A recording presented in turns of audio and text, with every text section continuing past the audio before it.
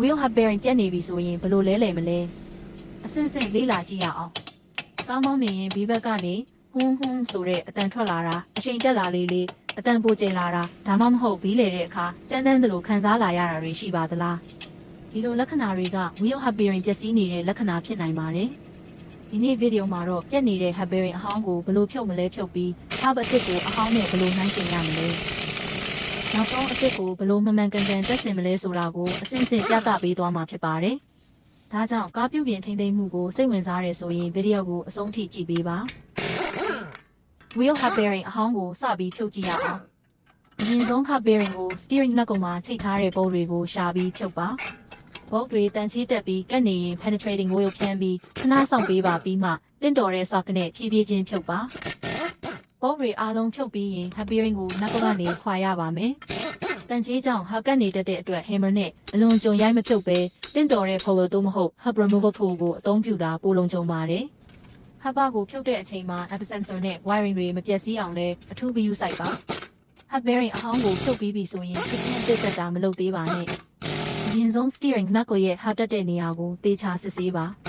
တန်ချေးခုံအညစ်အကြေးတွေကတ်နေသလားစစ်ပြီးတန်ရှင်းပေးပါပြီးရင် knuckle မှာအတောင်းကွေးနေခြင်းဒါမှမဟုတ်ပျက်စီးနေခြင်းရှိမရှိစစ်ဆေးပါ hub bearing အဟောင်းကိုလည်းလက်နဲ့လှည့်ကြည့်ပါလဲတဲ့အခါကျန်းတန်းနေခြင်းစူညံတန်ထွက်ခြင်းဒါမှမဟုတ်အလွန်ကြုံလွတ်နေခြင်းရှိရင် bearing ပျက်စီးနေတဲ့လက္ခဏာဖြစ်နိုင်ပါတယ်ဒီအဆင့်မှာ sensor နဲ့ wiring တွေကိုပါတစ်ခါတည်းစစ်ဆေးပေးပါ hub bearing အသစ်ကိုမတက်ခင်အဟောင်းနဲ့အသစ်ကိုဘေးချင်းရှင်ပြီးသေချာစစ်ဆေးပါဘောဖောက်တွေအရေးတက်နဲ့အနေထားတူပါသလားသူ့ရဲ့အရွယ်စားတူပါသလား wheel stud တွေရဲ့အနေထားတူပါသလား hub sensor ဒါမှမဟုတ် magnetic encoder ပါတဲ့ပုံစံတူပါသလားအရေးကြီးဆုံးကတော့ part number ကိုစစ်ဆေးပါ။ကောင်းမွန်တဲ့ engine version နဲ့ထုတ်လုပ်တဲ့နှစ်အလိုက် hub bearing ပုံစံတွေကွာနိုင်တဲ့အတွက်ပုံစံတူတယ်ဆိုပြီးတက်လိုက်တာမျိုးမလုပ်သင့်ပါဘူး။အဟောင်းနဲ့အသစ်ဟာ part number နဲ့ specification မှန်ကန်ကြောင်းသိချာမှသာတက်ဆင်ပါ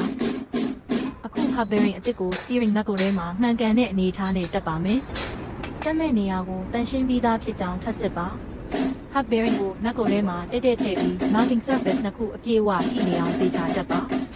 ပြီးရင် mounting bolt တွေကိုလက်နဲ့အရင်စတင်တက်ပါ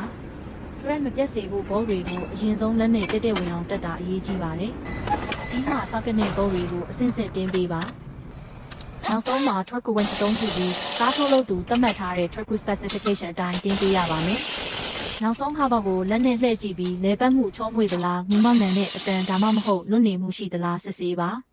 ဒီလိုနဲ့ wheel hub bearing အသစ်ကိုမှန်ကန်စွာတက်ဆင်ပြီးပါပြီကြည့်ရှုအားပေးမှုကိုအထူးကျေးဇူးတင်ပါတယ်